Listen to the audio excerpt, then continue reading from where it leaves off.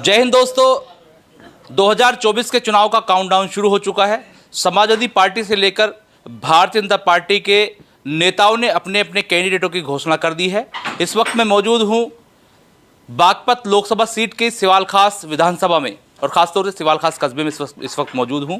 यहां पर राष्ट्रीय लोकदल के राजकुमार सागवान को सांसद प्रत्याशी बनाया गया है। राजकुमार सागवान यूँ तो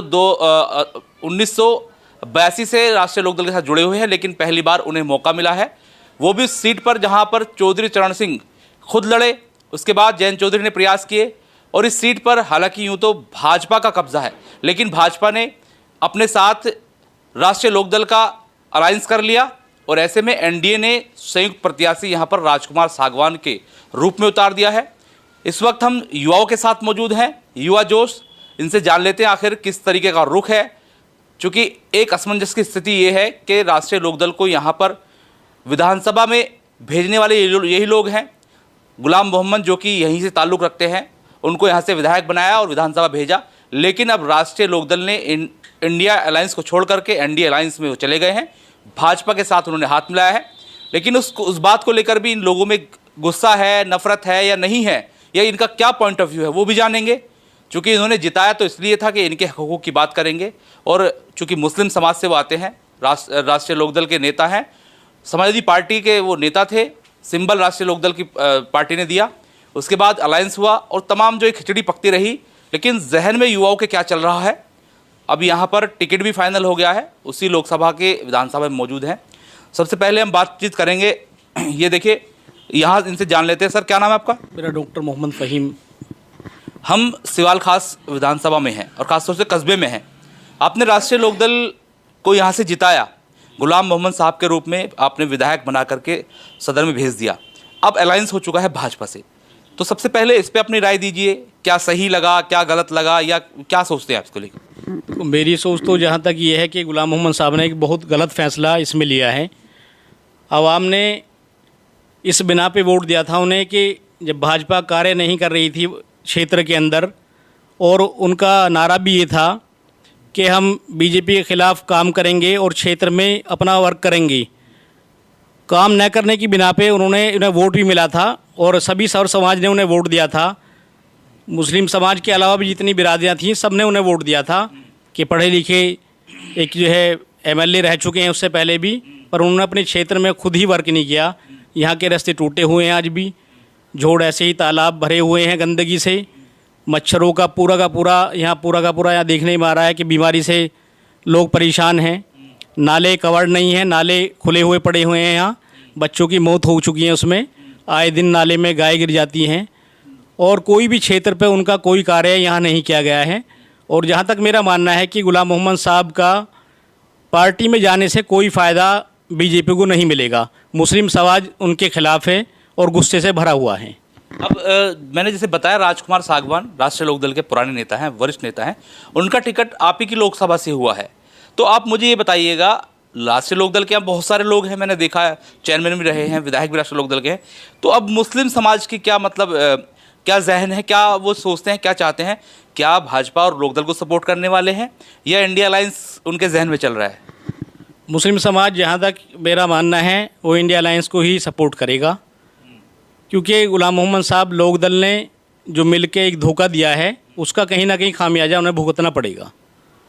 तो यहाँ देखिए, खामियाजे की अगर बात हो रही है तो आपसे बात कर लेते हैं। यहाँ के जो समीकरण हैं वो क्या समीकरण है? भाजपा पहले यहाँ से, अभी जो उनके वर्तमान में एमपी हैं, ये सिटिंग सीट है उनकी, उन्होंने यहाँ राजकुमार सागवान को उतारा है। क्या लगता है आपको कि मुस्लिम समाज के विरोध से या फिर जो भाजपा और आरएलडी ने किया है मिलकर के, उसका कुछ खामियाजा भाजपा को या लोकदल को होने वाला है?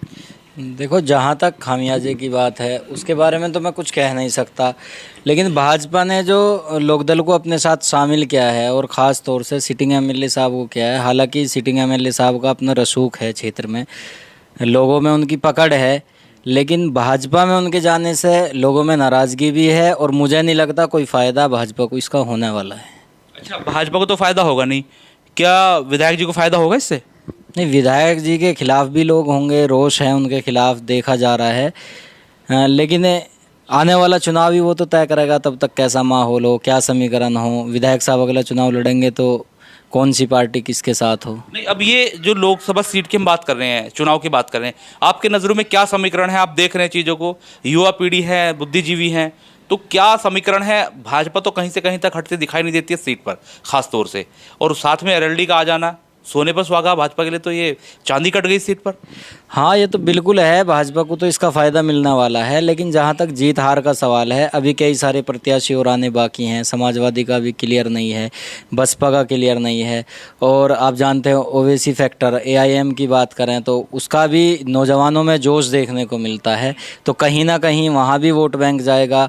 विधानसभा में भी 3-4-5 हज़ार वोट लगभग गया था, तो वो बढ़ने ही वाला है सिवाल विधानसभा पे सिर्फ, तो वो भी काम करेगा। अभी चीज़ें तय होना बाकी हैं, तो मैं समझता हूँ जब सारी चीज़ें क्लियर हो जाएंगी तभी पता चल पाएगा कौन किधर है। नहीं, आपके हिसाब से क्या समीकरण है सीट के? आप पिछली बार भी मैंने पूछा, देखा था आपने, इस बार भी आप एनालाइज करें चीज़ों को, तो क्या समीकरण बैठ रहे हैं सीट के और कहाँ किसका पलड़ा भारी होने वाला है? समीकरण तो डॉक्टर राजकुमार सांगवान साहब के पक्ष में है, क्योंकि वो पुराने नेता हैं, ज़मीन से जुड़े हुए नेता हैं।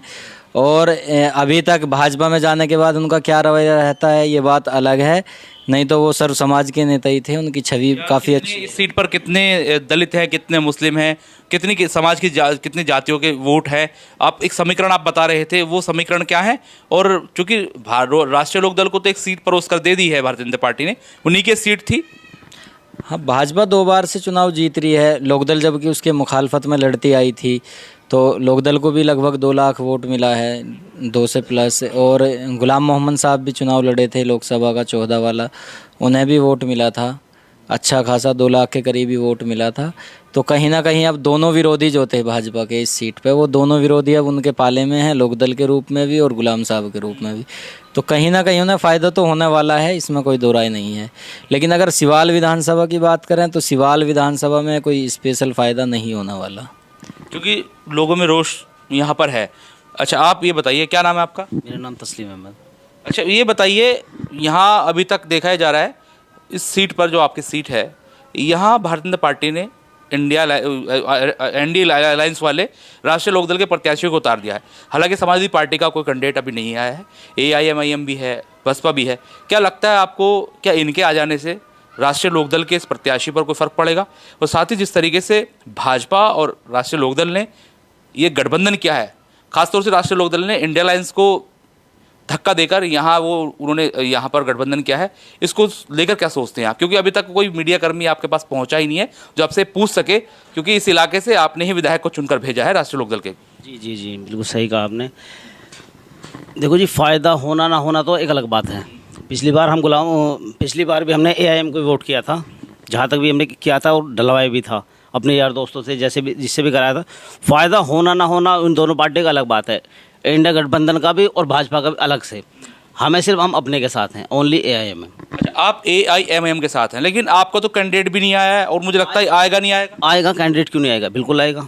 आपको पता है ओवैसी साहब ने कहा है कि हमें इंडिया अलायंस में ले लीजिए, 5 सीट दे दीजिए, नहीं दोगे तो 25 सीटों पर हम लड़ेंगे जहां मुस्लिम तादाद ज़्यादा है। बिल्कुल लड़ेंगे। तो ये धमकी है उनकी, क्या सीटें मांग रहे हैं? ये हक है उनका, धमकी नहीं है, क्योंकि हम उनके साथ हैं।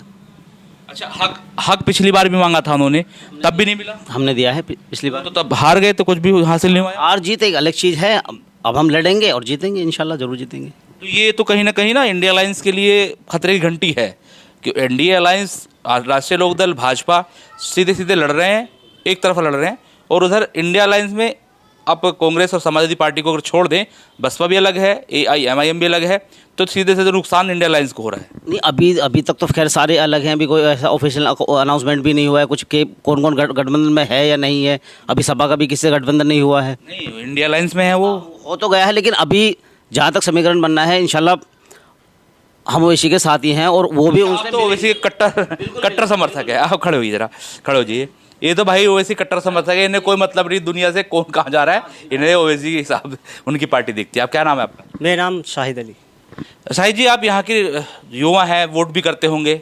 जी करते हैं। अच्छा, मैं ये जानना चाह रहा हूँ कि जिस तरीके से राष्ट्रीय लोकदल और भाजपा का कैंडिडेट आ चुका है संयुक्त, क्या लगता है आपको दूसरा कोई, जैसे इंडिया अलायंस मान लो या बसपा या फिर कोई भी A to Z एआईएमआईएम, क्या कुछ कर पाएंगे इनके खिलाफ, लड़ पाएंगे?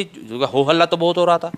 हल्ला हो रहा है, लेकिन इस बार जो युवाओं के अंदर जो जोश देखा जा रहा है वो MIM का है, क्योंकि पिछली बार भी हमने सपोर्ट किया जितना हम सोच सका।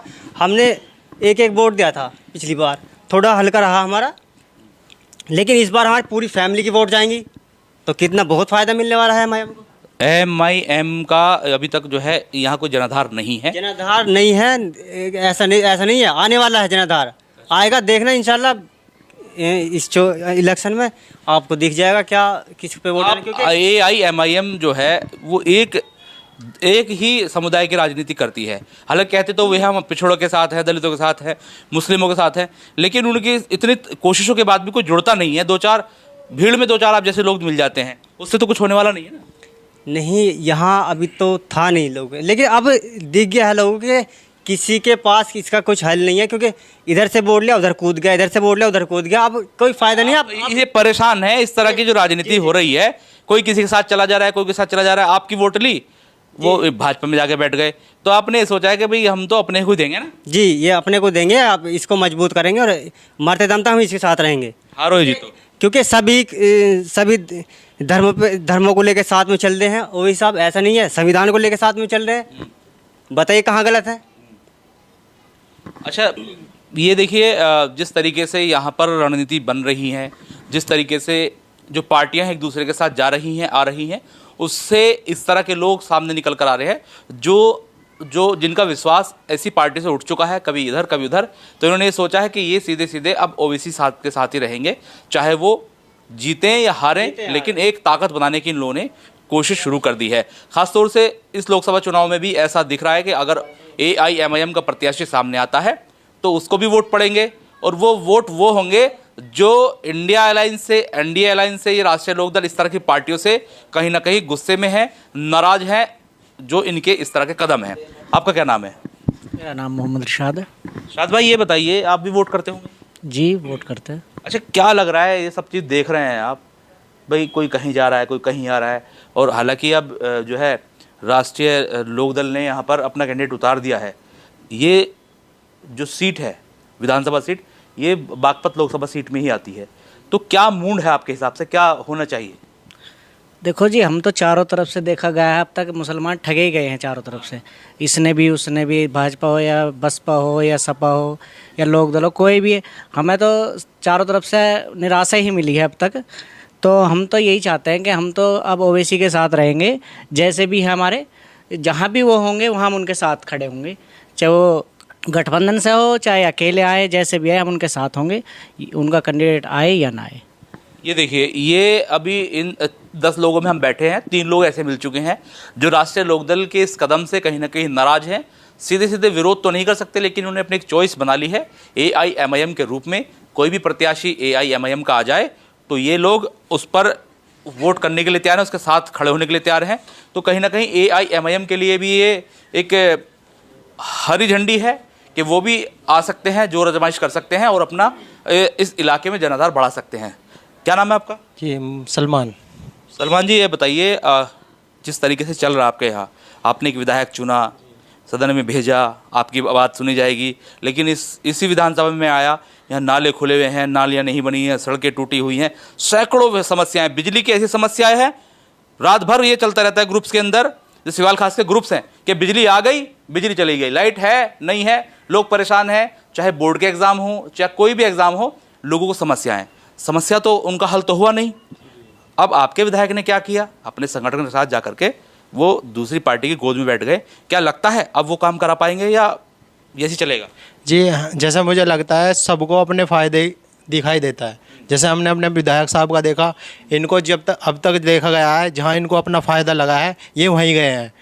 तो इस हिसाब से लगता है जैसे हम 20% बताते हैं यूपी में, वैसे हैं 30%। जब हम 30% होने के बाद एक सीट पे भी लोकसभा नहीं ले पा रहे तो बेकार है। इसलिए सब ने अपना एम बनाया है कि हम अपने के साथ रहेंगे, अब OBC साहब के साथ। ये बहुत बड़ी बात कह दी है इन्होंने, और ये गुस्सा, नाराज़गी है उस पार्टी से, उस नेता से, उस विधायक से जिसको यहाँ से इन्होंने मेहनत करके जिताया और सदन में भेजा, और अब वो दूसरी पार्टी के साथ अलायंस करके बैठ गए। हालांकि हासिल बता रहे लोग कुछ नहीं हुआ है। बताया जाता था कि उनको जो है मंत्रिमंडल विस्तार में शामिल करके मंत्री बनाया जाएगा, लेकिन आज मंत्रिमंडल विस्तार हो चुका है। दोनों ही जो मुस्लिम विधायक थे उनको कुछ खास नहीं मिल पाया। जो वहाँ भी विधायक थे, यहाँ भी विधायक थे, उनका तो अभी ऐसा ही है। लेकिन जिस तरीके से लोगों में, युवा में खासतौर से उनके इस कदम को लेकर रोष है, उन्होंने एक शब्द नहीं कहा अपने नेता से कि वो ऐसा क्यों कर रहे हैं, क्योंकि जनता ने उन्हें इसलिए चुना कि वो भाजपा के खिलाफ लड़ रहे थे, ना कि इसलिए चुना कि वो जीत करके भाजपा की गोद में बैठ जाए। तो ऐसे स्टेप्स के खिलाफ अब इन लोगों ने एक तरीके से अपना मन बनाया है और AIMIM को ही सपोर्ट करने की बात कही है।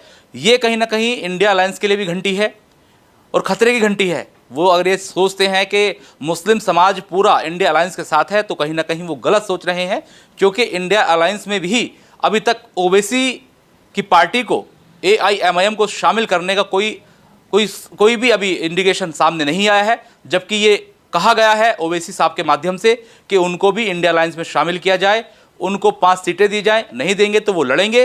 और पहले विधानसभा चुनाव की अगर बात कर लूँ, उन्होंने पहले भी कोशिश की थी जो गठबंधन हुआ था उसमें जाने की, लेकिन उनको नहीं लिया गया। लिहाजा उन पर आरोप ये लगे कि वो भारतीय जनता पार्टी के एजेंट हैं और उन्हीं के लिए काम करते हैं।